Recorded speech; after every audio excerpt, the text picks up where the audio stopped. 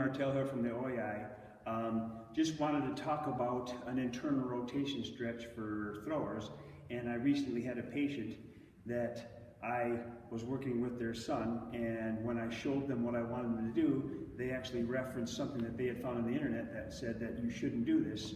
And I had to explain to them, yeah, there is a way to do it that's actually correct and won't cause impingement. So one, I was surprised with how much they, I said, oh yeah, I applaud you for investigating, but there is a correct way to do everything, and we got to make sure that people know how to do an internal rotation stretch that doesn't cause internal impingement. So, doing this stretch, one of the things that I think they referenced was that you don't want to go into impingement with the shoulder, which is true, which is why we do it with scapular protraction, full elbow abduction or shoulder abduction and internal rotation. So it's an active internal rotation in combination with a passive stretch.